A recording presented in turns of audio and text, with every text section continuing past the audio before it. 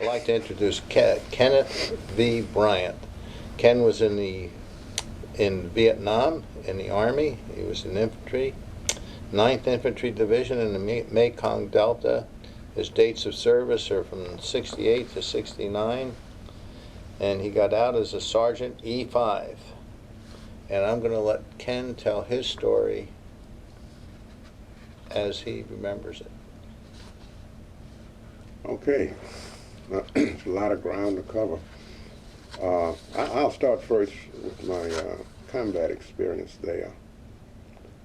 How I got there and what we did after we got there, I'll go back on that. But I don't tell war stories. I very seldom have done that. And this is what everybody wants to know. What did you do in the field? Well, I was infantry.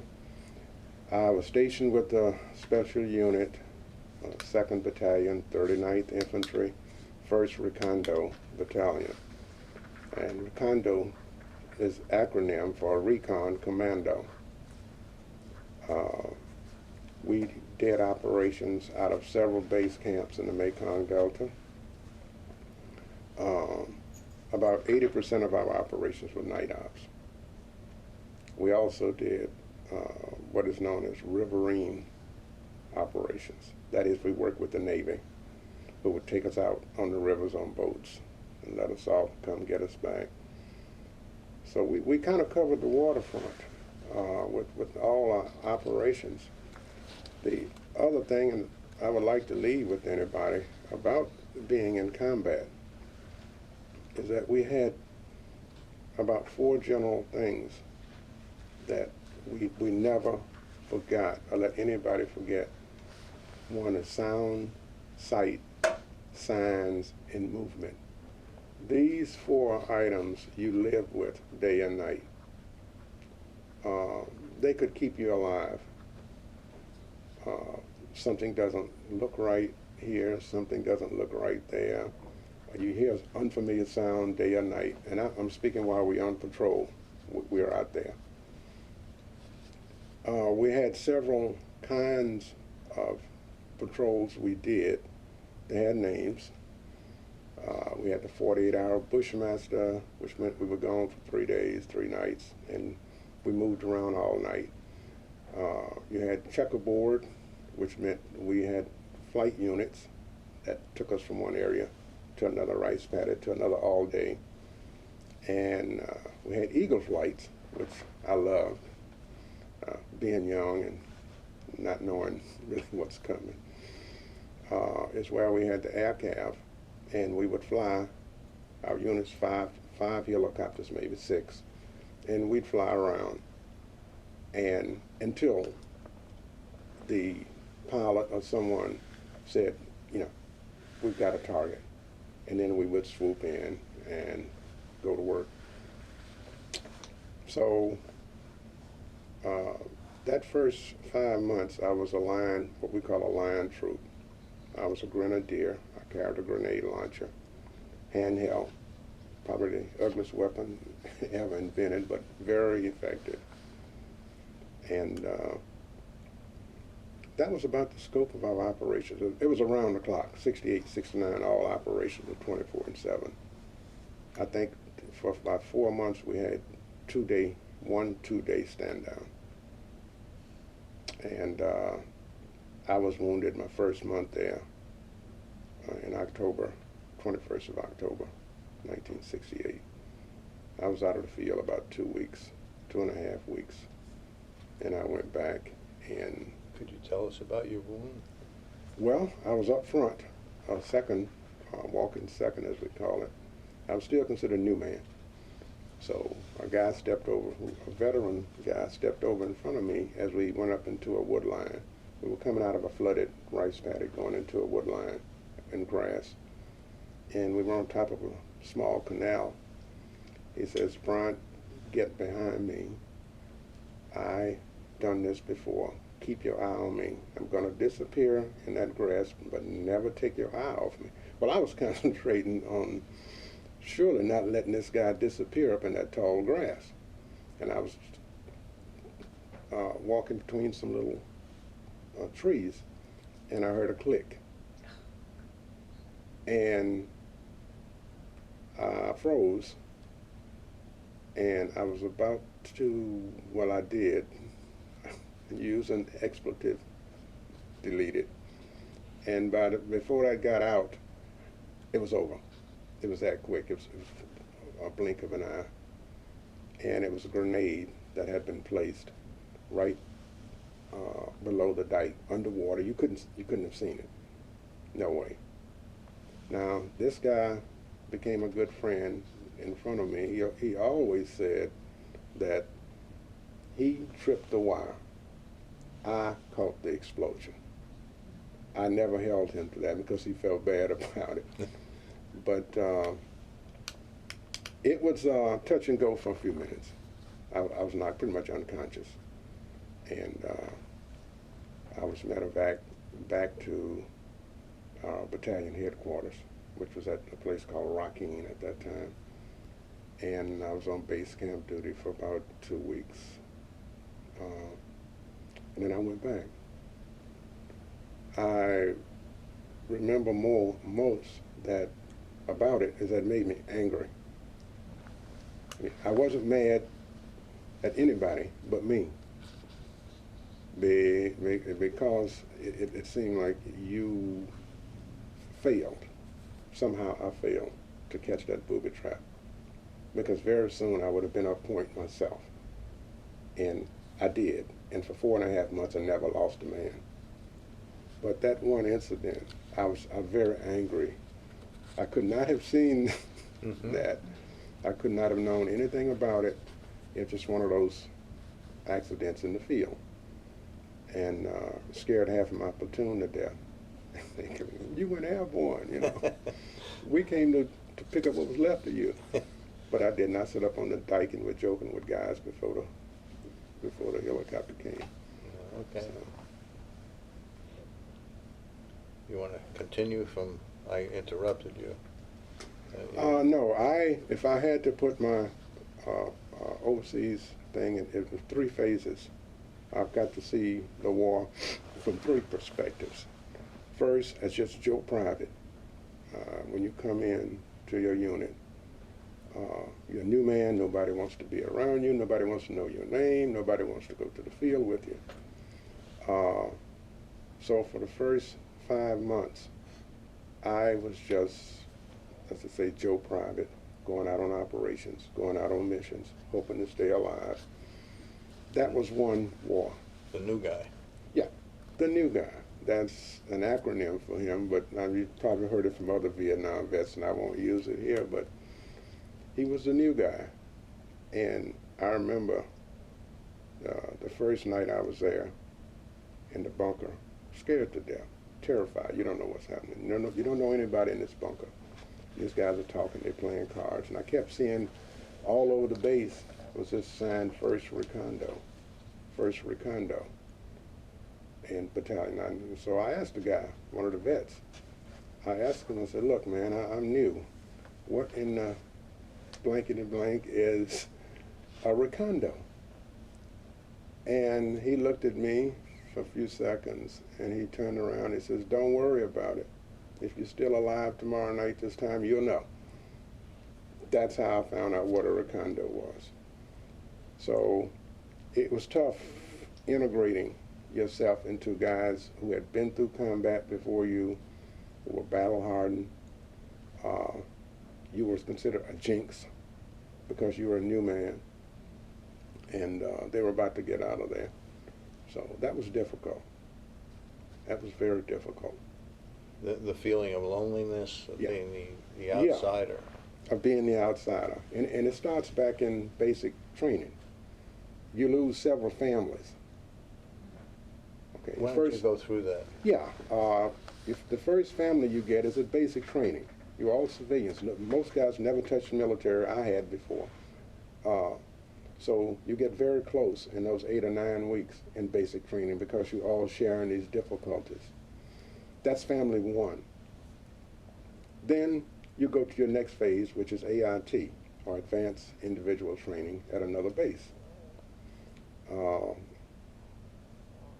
You leave that basic training family, because mostly you're going different places. You're just getting used to knowing these guys, and then you're gone. When you get to AIT, these guys are coming from forts all over the United States too. They just finished basic. You don't know them. Once again, you're among strangers. You maybe know 2 or 3 people that were in basic with you is there. So you learn these guys for 8 or 9 weeks. You get to know them real well. You go through training. The next stop is going to be Vietnam anyway. So you go home for 30 days. You lose this group. You're home for 30 days. You get your orders to Vietnam. You arrive in San Francisco at this huge warehouse that's got 4,000 or 5,000 men in it around the clock processing. You don't know a soul. You don't know a single person. And that's a short stay, about 2 or 3 days, until you get your orders to go up to Travis Air Force Base. You get on a plane that's full of people you've never seen before, but you're on your way to a war. Family number 3 is gone. You get there, and it's this replacement center that looks just like the scenes from the bridge on the River Kwai. You know, they call you out in this mass formation every day, and this guy gets up on a thing with a bullhorn, and he calls names. And he says the following individuals will be going to the 1st Infantry Division. And for about an hour and a half, he reads alphabetical names. If your name comes up, you know, they have a place for you to go. Twice a day, you do this. I lasted 2 days. And finally, one afternoon, it's, 9th Division will be going to the 9th Infantry Division. My name came up, my buddy's name came up. That was that. So you leave all these guys. Then you go down to your division headquarters. They have a little training thing and separation, because from the division level, they've got to send you out to the maneuver battalions, the real, you're about to get where you're going to be. So by the time you get to your battalion, you are a stranger to everything. You have met no one in your training process, your advanced training, your screening, you have met not one person can tell you what you're about to do, yet you're about to do it alone. And you feel alone, you feel detached. But I'm about to go on a battlefield with people I do not know, and I have no reason why. Mm-hmm. Very, very psychologically and emotional detachment. Yeah. Yeah. Stranger is danger. Stranger in a strange land, if I may. Was Arthur C. Clarke, one of them. I'm sorry. Go ahead, you go. The other part I wanted to make about there was that we had a God. Infantry types did. We didn't worship this God. We served him. The name was DEROS. You've probably never heard of it. It's an acronym, DEROS. And against everything that we will talk about here today, combat situations after combat, my whole tour duty, all of our tour duty, is a backdrop against this all-powerful deity called DEROS. The date eligible to return from overseas. You had 1 year. 1 year, 12 months. Marine Corps, I think 13 months. Army, 1 year. You had 1 year to survive. We didn't call it survival. And everybody knew what DEROS meant. You made friends based on how many days left to go. You made little cliques on how many. It was a separation thing, another separation deal. That rotation system, that one man going to war by himself and returning home literally by himself, that was the single most, to me, the single most destructive element of all strategies, planning, operations in the whole Vietnam War. That was the killer. Because you served DEROS. You didn't worry about the operation. You didn't worry about your commanding. You didn't worry about getting in trouble. You bowed down to DEROS. Oh, great DEROS, be with me a little longer. And that's who you served. Why don't you describe your when you first landed in Vietnam? You're talking about strangeness, the smells, the mud, the... Yeah. Step out of the door of an air-conditioned plane, what you've been in for 15 hours. They open the doors 1 o'clock in the morning. It's about 105. It's night. And this odor hits you and knocks you back up in that door. You can't really explain that, the heat and everything. You just can't. It's hard to explain what it's like once we started operations in the Delta. It's hard to explain what it's like to spend 3 days, 3 or 4 days up to your neck in water, in canals, crossing rivers, day and night. The bugs, the poisonous snakes, the poisonous scorpions. Leeches. Almighty leeches. And of course your Burmese pythons, reticulated pythons. And you didn't know at 1 o'clock in the morning if you were on point and you were trying to crawl out of a canal, you had to reach up and grab whatever's on the banks of that little river. It's steep. You don't have a beachfront. You just pull yourself out. And many nights I've grabbed hold to big vines and just said the rosary, that's it. Because I've just grabbed a 20-foot Burmese. It's all over. But I did have the experience of one crawling over me one night. Yeah, he didn't attack, and that took care of that.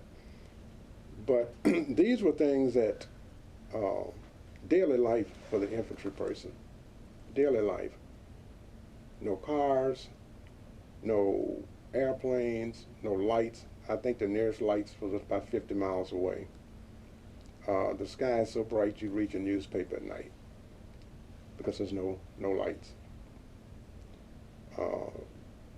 But we were very, very busy unit. I've got some old logs I sent off to the Library of Congress and got, and it's amazing how many operations we pulled in a 24-hour period. Mm-hmm. I didn't realize it.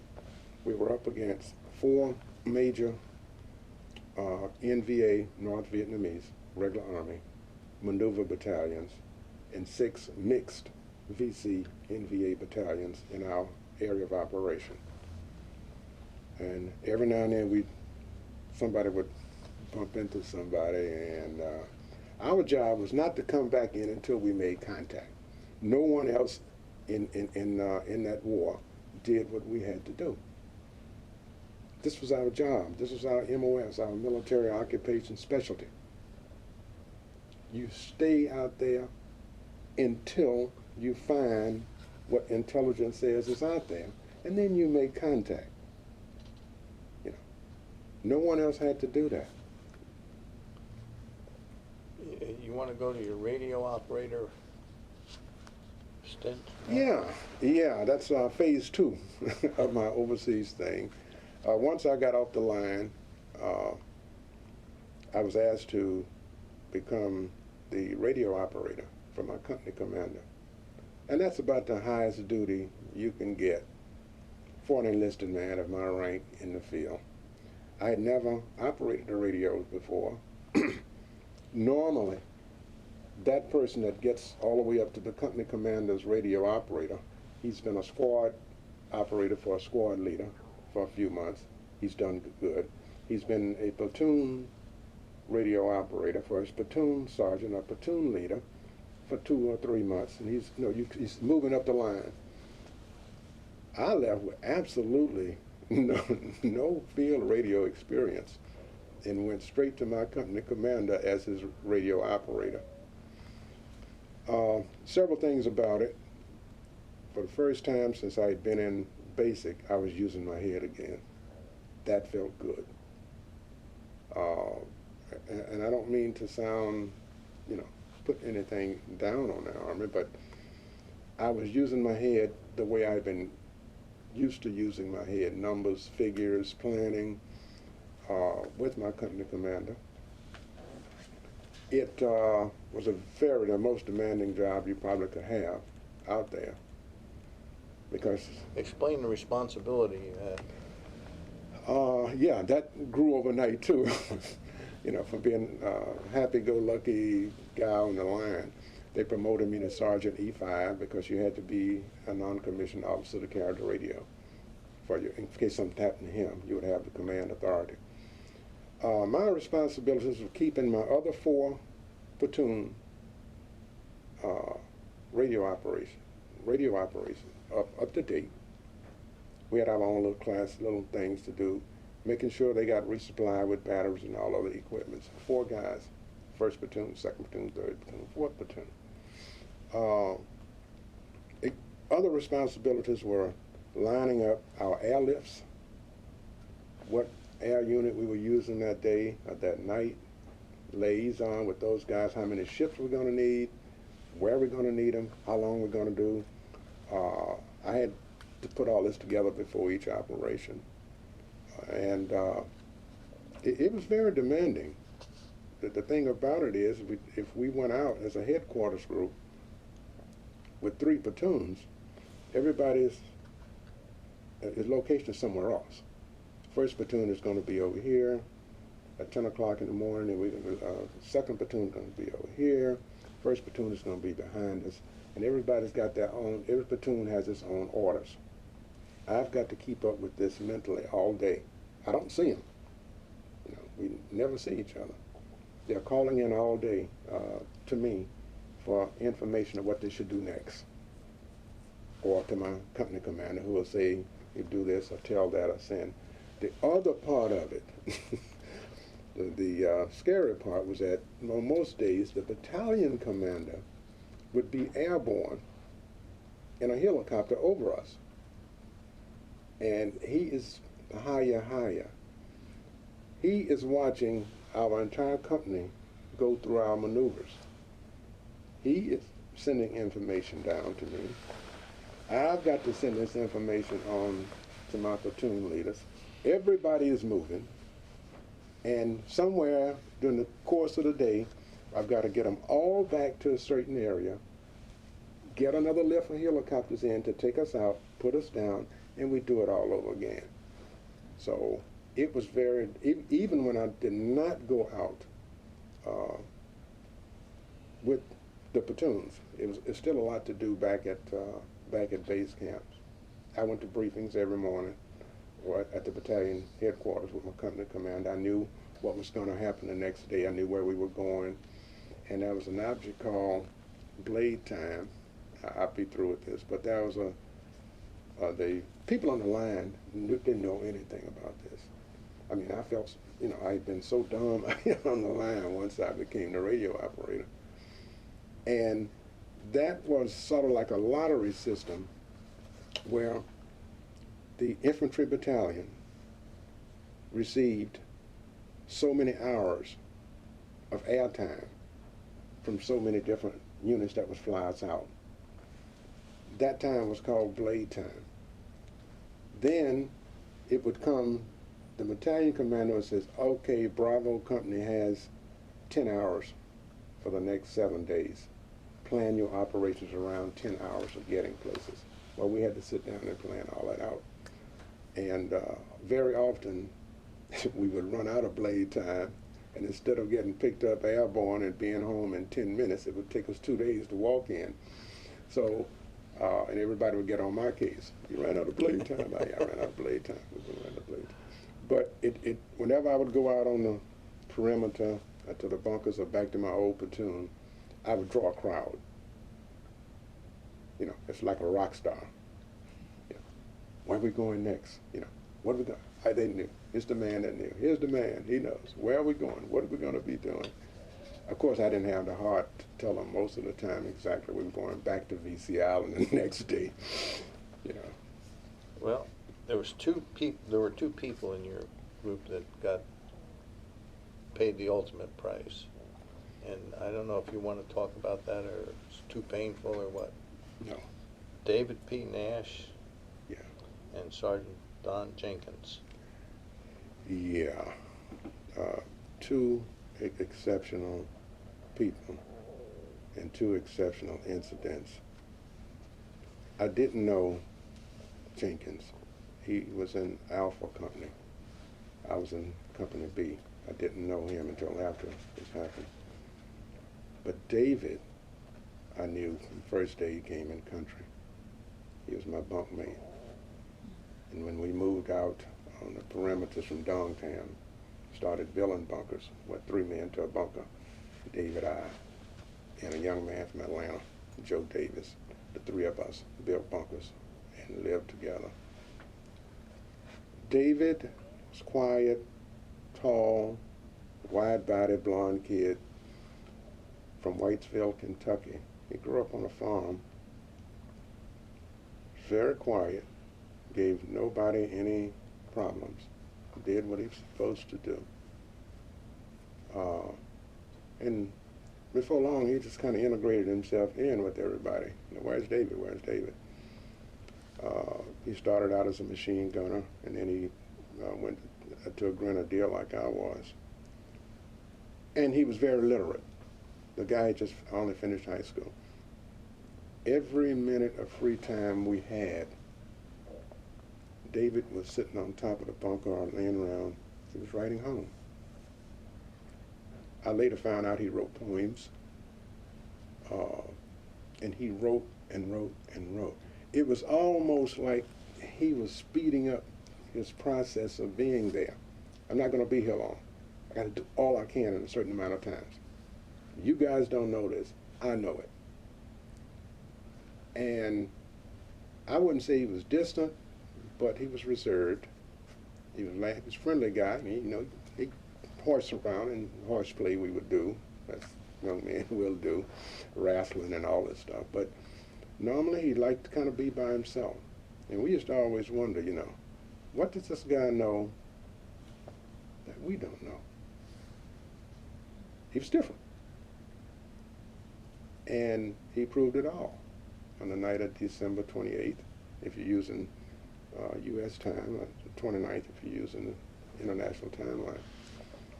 We went out on a regular patrol, and I was sitting up with David. About 12 o'clock, the platoon leader decided he would split the platoon up, which is normal, a normal procedure. Once it gets dark, one part of the platoon go one direction, the other go sit up in ambush somewhere else.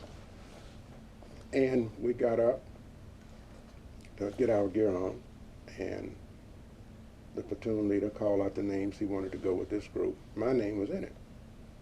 So David and I said, well, let's catch up with these guys and go. And then all of a sudden, the platoon leader stopped me. He says, no, Bryant, I need another M69, you know, weapon here. Stay here. Nash, you go ahead with them. That's how we became separated. And about 3 hours later, they were crossing a stream, a canal. And the best recollection I got from the records I read is that their leader thought that they had made it to the other side of the river. Okay, he hit sand and everything. They thought it was on the other side of the river, so they set up. They did not. They were on a sandbar in the middle of the river. But it was night. Nobody knew. And they got hit from both sides of the river by a VC force. I mean, they got hit hard, mostly grenades. And one of those grenades fell somewhere in the midst of David, and he heard it fall. He hollered grenade, pushed two guys away and put himself on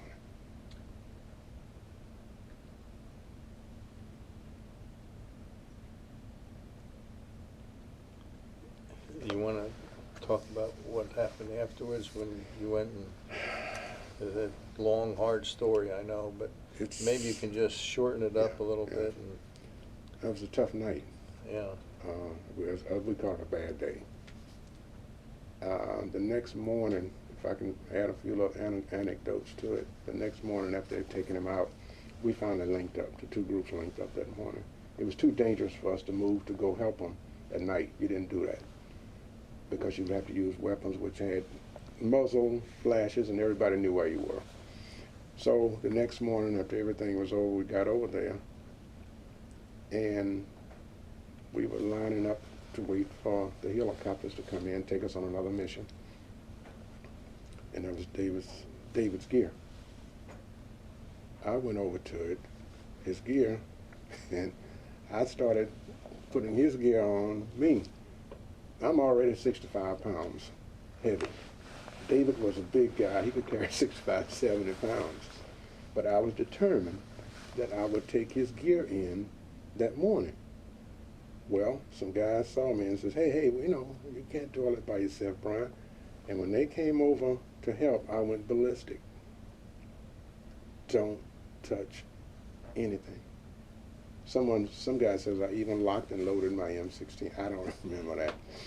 I wouldn't let anybody touch anything until a platoon sergeant finally came over and he helped me sort out things. And I guess we had about 6 miles, 8 miles to walk in, and I took a double load. I took all of David's stuff, his helmet on my back, his back rack, his M79 was strapped. I was bent over like a turtle. All I remember coming in is looking down at the ground passing under me. And our other bunkmate did take some I allowed him to take some of the equipment because all three of us lived together. But I don't remember the rest of the afternoon. I've tried for years. I don't know what happened. I heard about it again when I went to one of my reunions, and the guys were talking about it.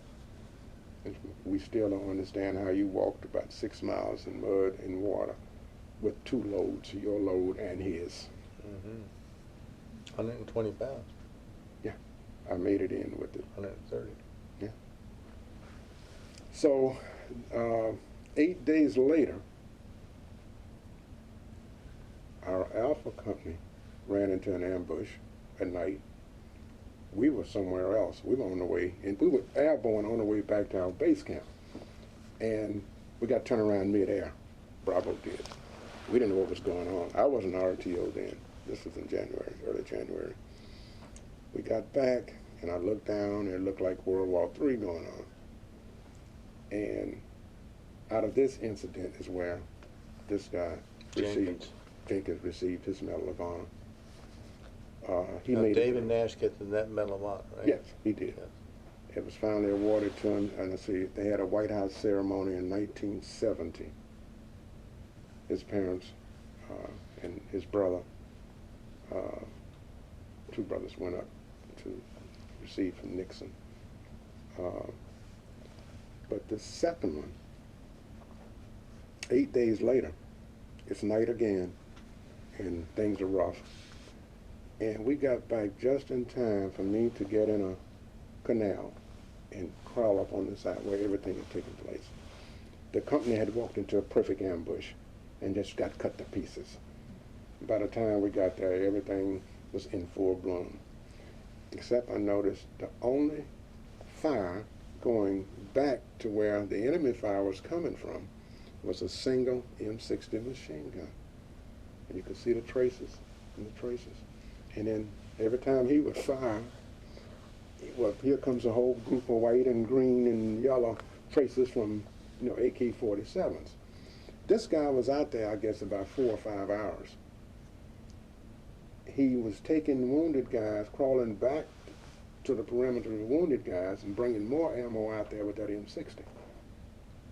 We thought every time the M60 stopped that they had got him. And it would be a new guy coming out. It wasn't. And to add on to what he did later that night, when the gun stopped, he picked up 2 short cylinders that we use really to destroy tanks. You use them once, you throw them. We call them light anti-tank weapons. He put 2 of those with him. This man crawled across that battlefield, went all the way down in what was the corner of where the bunkers were, took them both out, and got wounded for the 3rd time while he was down there. He came back, he took some more wounded people in, he got wounded the 4th time. I don't know when, because it was too dark to see anything then, when he finally left. But his is, I think he's 2nd, either 3rd, of the most decorated soldiers behind Audie Murphy and a couple of others. Not many people know about Audie Murphy anymore. No.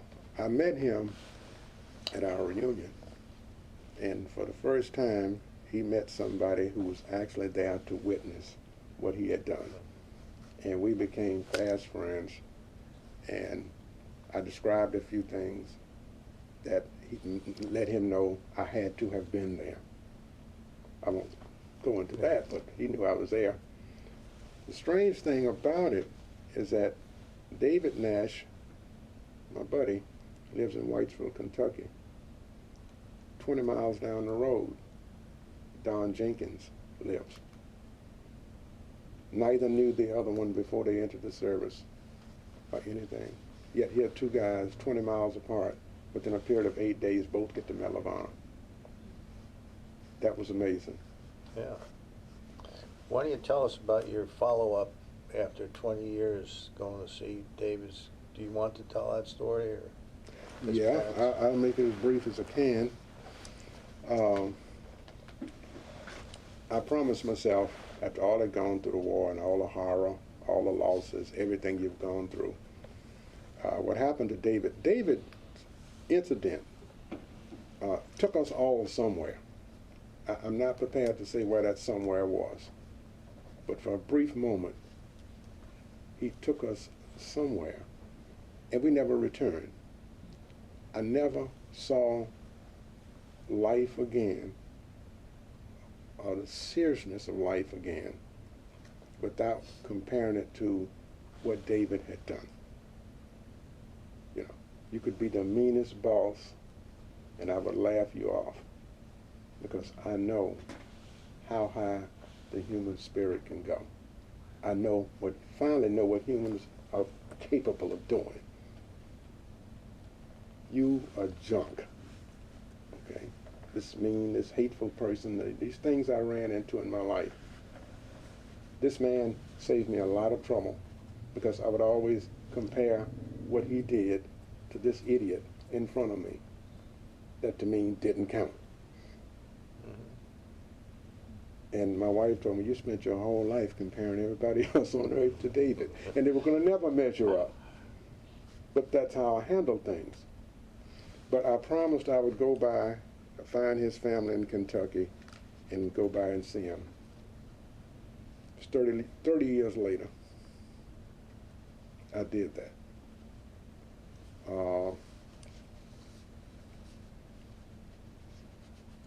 I found out where they lived through my own research, and the guy sent me a piece of paper with the brothers on it and one sister, and he says, call either one of these guys. And I did. I called one of his brothers one night, and they were just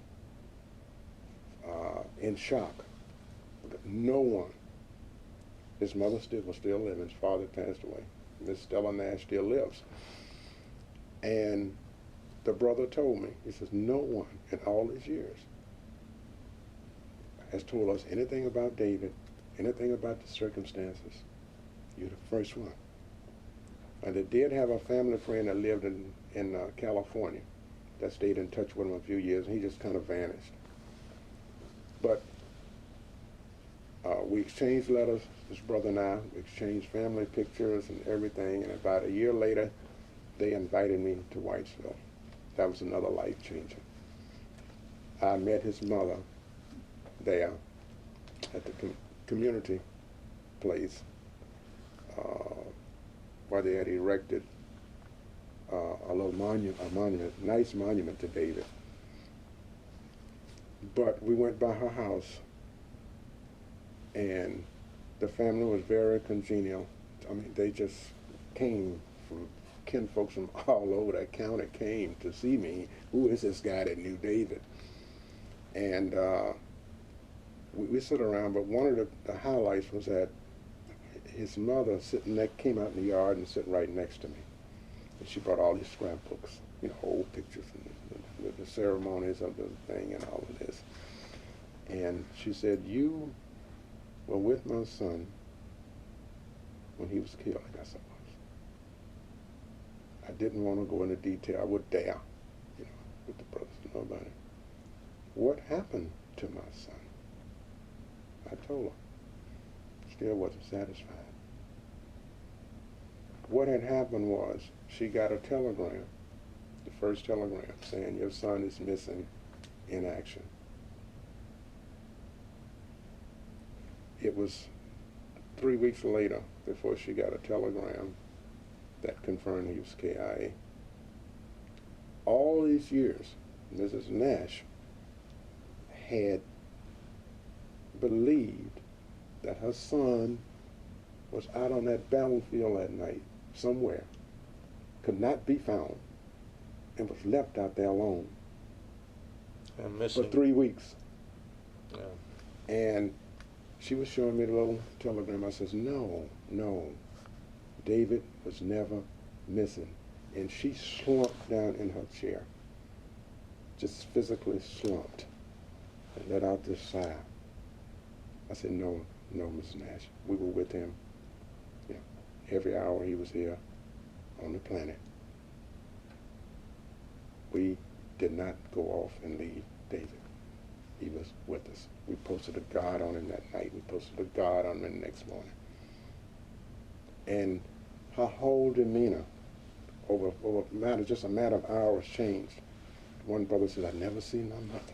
I've never seen my mother move like that." But that's what had been burdening Mrs. Stella Nash down for all these years. We stayed 3 days, and it was just a fantastic 3 days. Went by his high school. His brothers took us by the farm they used to own. Went by his family church. Went by the little shop he used to talk about where he made fixed cars. He liked cars and everything. And then they started telling me. I wrote an article for my newsletter, 9th Division newsletter, about that experience. And I simply called it Reunion. Because I met a different David Nash there with his family than the one I knew overseas 30 years earlier. Mm-hmm. I met a different David Nash. So this is one of the core to my entire experiences over there, for what he went through, and then finding, and we still keep in contact. In fact, his brother was down here, and his wife was down here a couple of months ago on Gulf Shores. We all had dinner down there. I'm going to go by and see Miss Nash again. I sent her, you know, I don't miss Mother's Day. I don't miss Christmas. I don't miss Thank Without a Gift. We exchanged letters, and she calls me her son, the son that didn't come back. Okay. And I take that. So. That's it. Yeah. It's a lot to carry for a lot of years inside. You know, you see people walking on the street, you don't know what they're carrying inside. It's true. Very true. It was one of my points of rage, you know. I was not afraid to confront you in civilian life as a boss or authority or anything else, because in the end, you didn't count. You don't count. What this man did counted. I want a little bit more about you, David, Ken. Your early days, you know, you were born here your mom and dad, and going to Tuskegee, the piano, and I think that's important too, because like you told me, that was the high point, and light to darkness. Yeah. This is before you go in. Just before I go,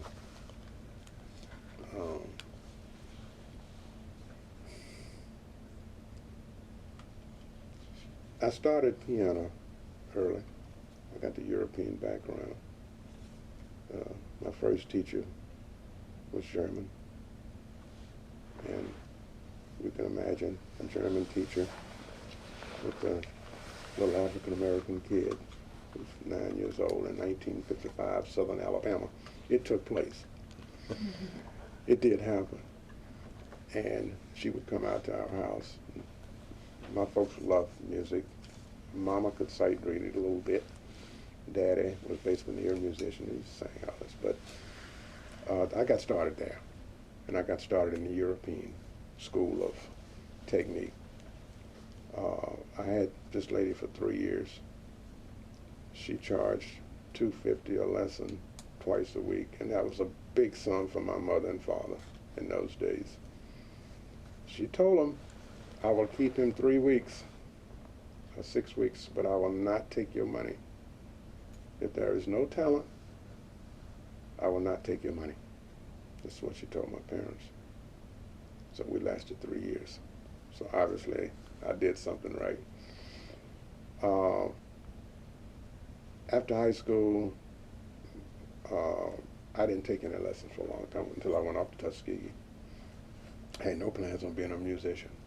I went to school already with a real grounding in the Beethovens and the classics and the Chopins and the Bachs and all this good stuff, but I left it alone. My first year of school, I didn't join the choir, I didn't do anything. Now this is at Tuskegee. Right. Until my end of my first year, I was over in one of the practice rooms, and one of the instructors happened to come by. I thought I knew all of them. When I would go over there, and I'd wait till they leave, and I'd slip in their practice rooms. And this lady came in her office, practice room, at the big grand, and I was just, in my own world, didn't pay her any attention. And when I finished, she says, you read? Yeah. How would you like to get all your lessons free here at Tuskegee? No, I'm not interested in piano. How would you like to get all your books free? I'm not interested in piano.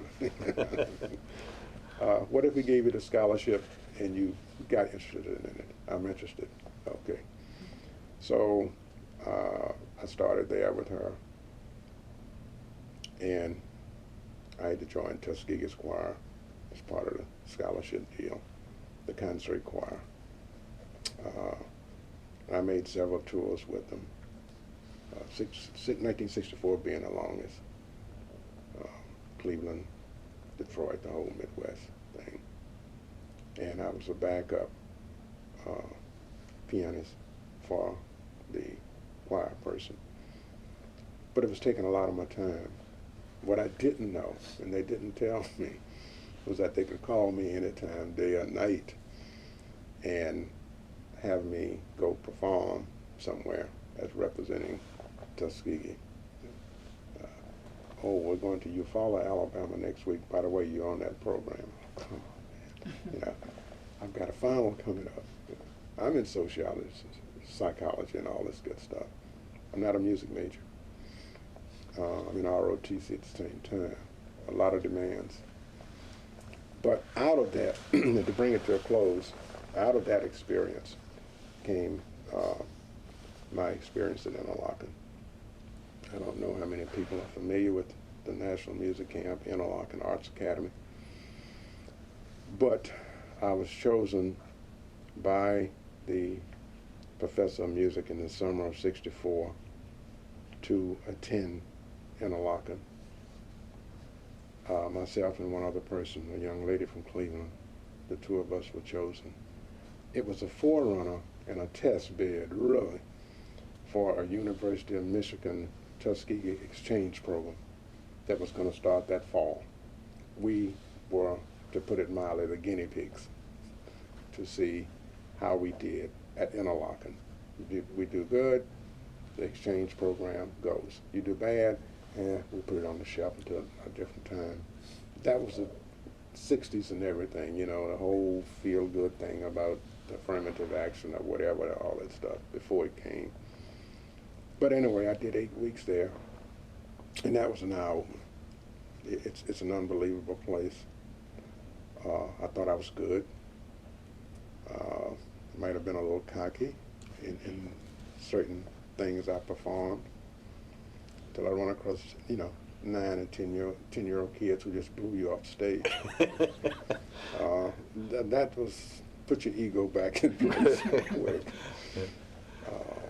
That summer was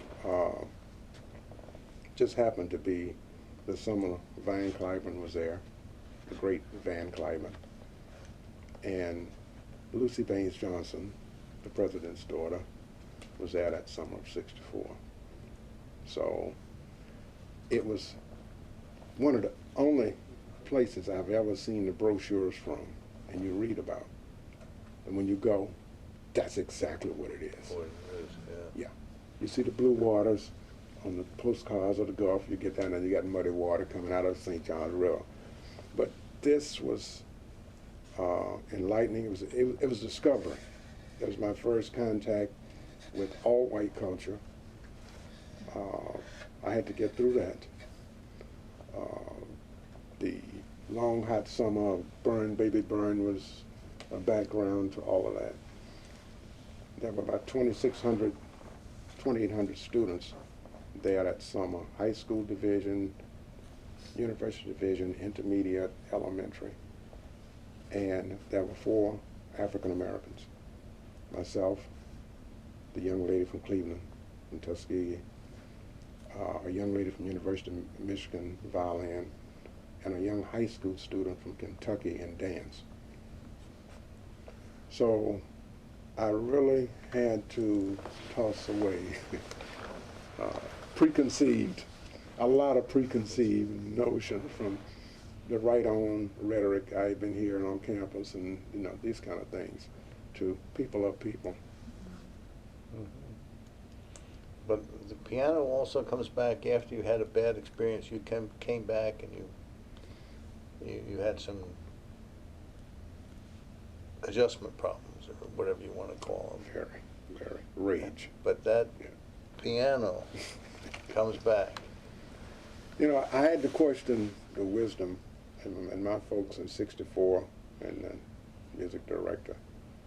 I wasn't totally in sync with their decision to send me up there. They were the powerhouses behind that decision. And they were footing the bill, so you go. But years later, after I had my troubles here in the United States, and the readjustment things, as they call it, and I went through that period for 27 years before I got the first help from VA or anybody.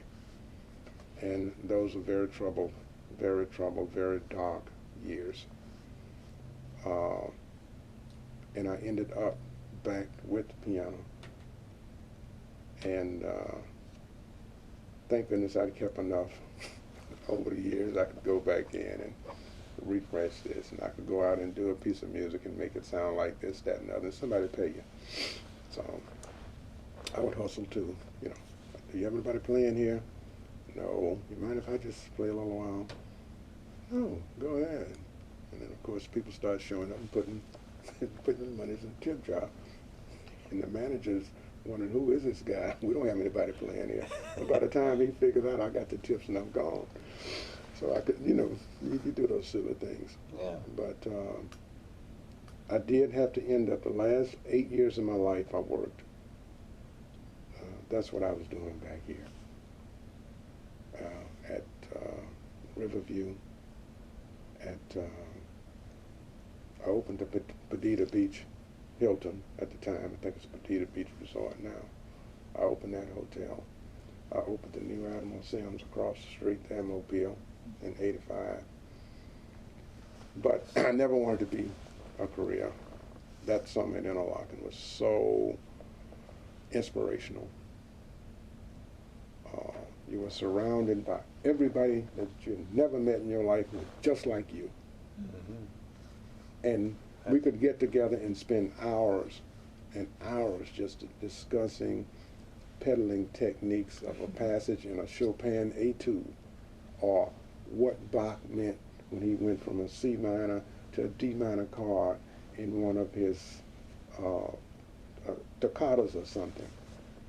And that was awesome. It was discovery. You know, you forgot race, you forgot problems, you forgot everything. That was music. That was music, that was discovery. And I took that away from Interlochen. And here again, the rest of the world never measured up to Interlochen. So I've got these two yardsticks, one from the worst of humanity, which is war, one from the best of humanity is the arts and the music. They're totally opposite. But these are the two things I carry with me for 27 years. I'm putting everything up against Interlochen on one side and everything up against David on the other. Do you want to just briefly go over some of your hard times in climbing through a window? Okay. Straighten it up. Okay. Why don't you just talk about the readjustment problems when you came back, the attitude of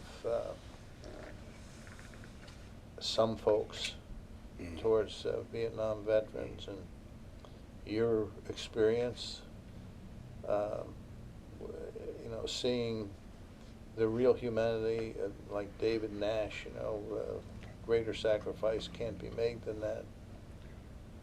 And then you come back and your experience there.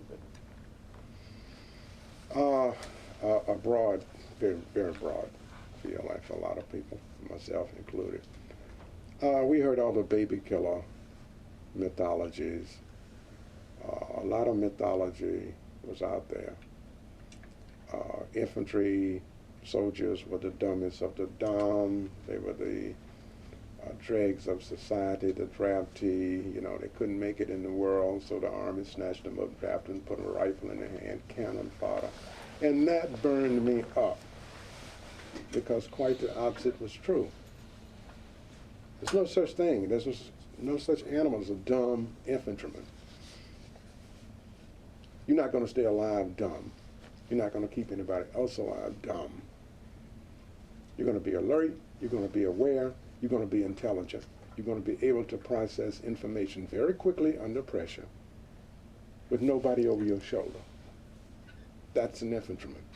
You've got a split second to make decisions that could haunt you for the rest of your life. And every man I served with in 2nd, 39th on the line, except for one or two that we didn't take with us. And we decided who went with us every day. And if this man was not up to what we thought he should be, he didn't go on those choppers with us. We don't need you out here.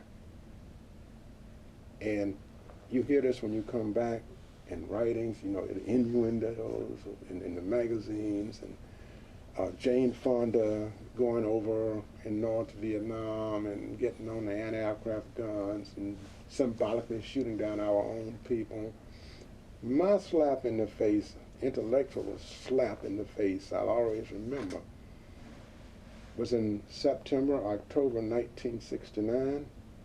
My arch enemy, the person, the architect that was sending people out to kill 58,000 American soldiers, made the cover of Time magazine. Ho Chi Minh? Yes. How big of a psychological slap can you take and stay focused on being a productive member in society? You can't. There's too many boiling points.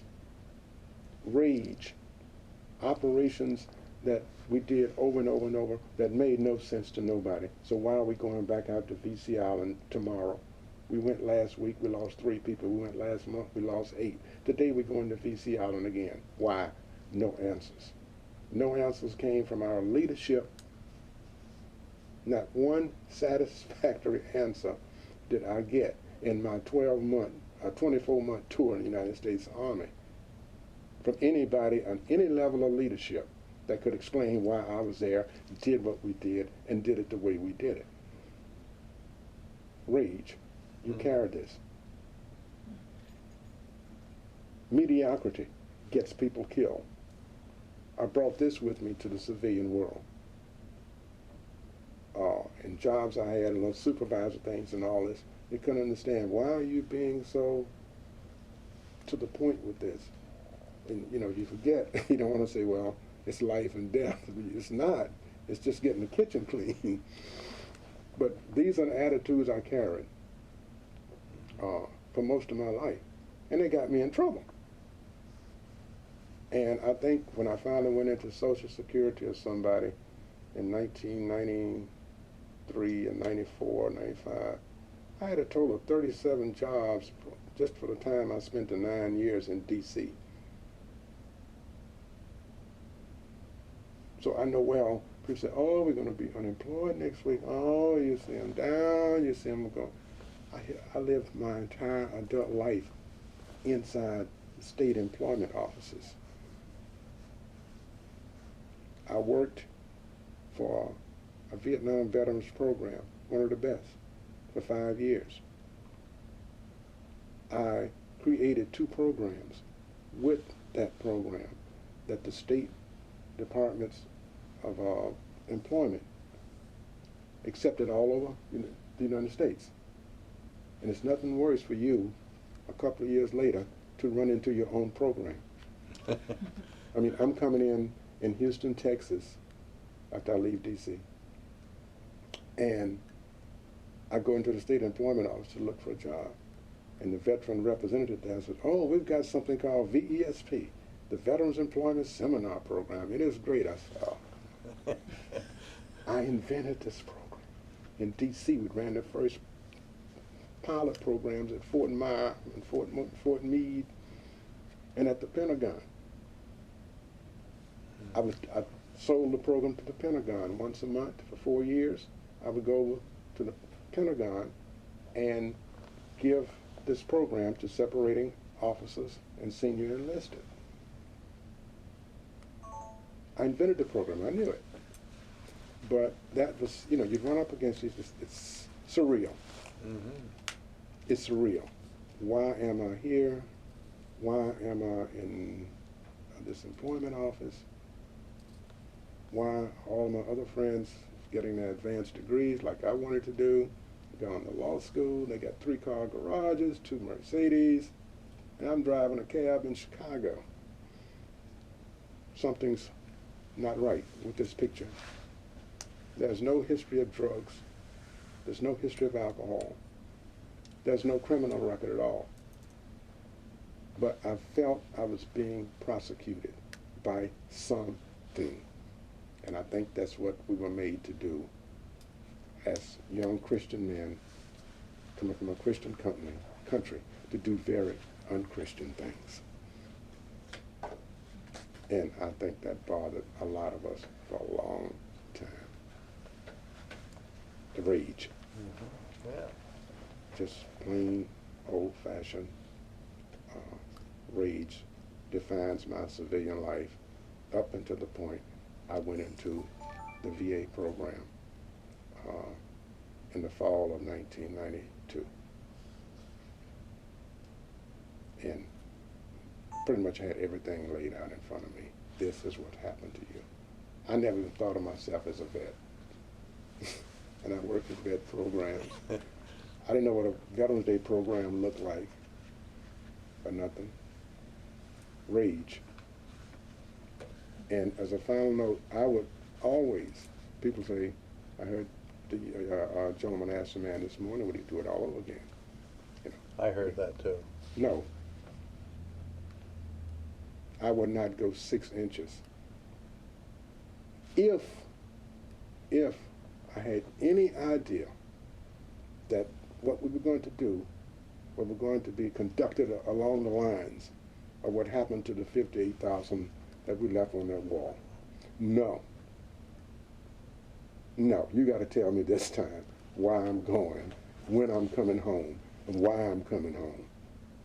And if I don't come home, why did I sacrifice not coming home? You're going to tell me this time. No, I would not. And one of the unseen, unsettling things I probably carry with me to the day I leave this planet, of the way the world should have been, fantasy. I always thought that one day the Senate, particular House Senate Veteran Affairs, would conduct a tribunal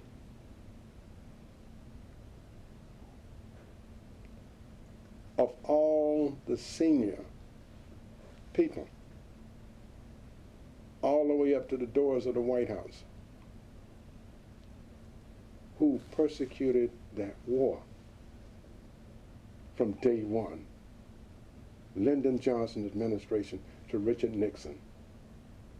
And let's face it, Tricky Dick brought us home, so he's got a pat on the back. But for the life of me, out of all of my studies I've done since then, and from reading even the Vietnamese side of things I've come across, I cannot figure out why it took 9 years, 5 of them very highly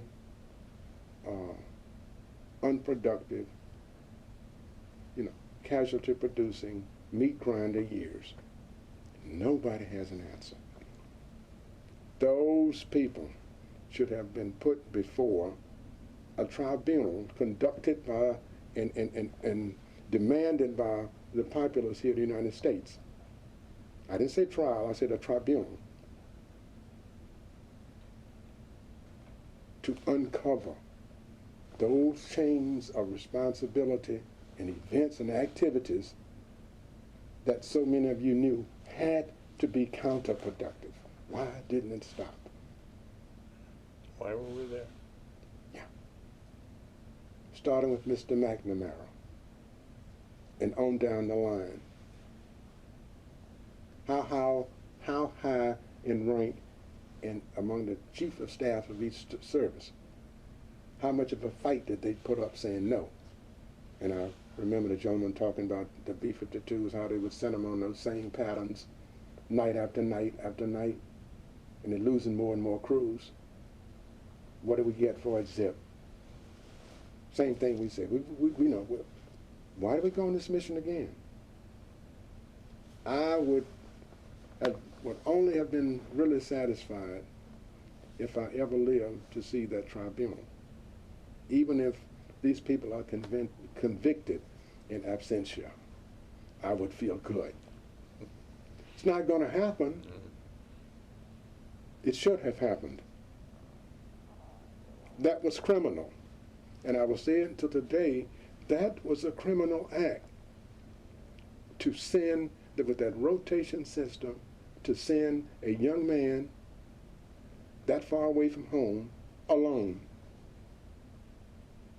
to do battle and perhaps lose his life, that's criminal. To return him here alive, do nothing for him, like when the vets came back, turn him loose in society, that's criminal. To let these projects and these planning that came out of the Pentagon or the White House for all those years, giving me nothing productive, is criminal.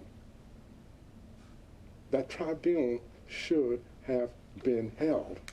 It was not. And it gets my blood up a little bit. As you can see, that was not held. 58,000, what is 290 some whatever on the wall now? For zero. Absolutely zero. No, I will not go back and do it. Would I fight for my country? Yes, I will. I will get back in uniform, snap like that, and maybe take a company out somewhere, a platoon. I would do it. But before this time, before I lower my right arm to say I do, You're going to tell me what needs to be done And why? and why. And I don't think we'll ever do that. And one of the unsung heroes of Vietnam were the generals that ran the first Desert Storm, Iraq War. These were officers, despite as horrible as things were in the Army at that time, with personnel and everything else, they stayed in. Schwarzkopf stayed in. General Bryant, I went to school with, stayed in. And they turned that thing around. It's not going to happen again. General Myers. That's a good place to stop. Good. It's not going to happen again. Good. Thank you. Thank you very much.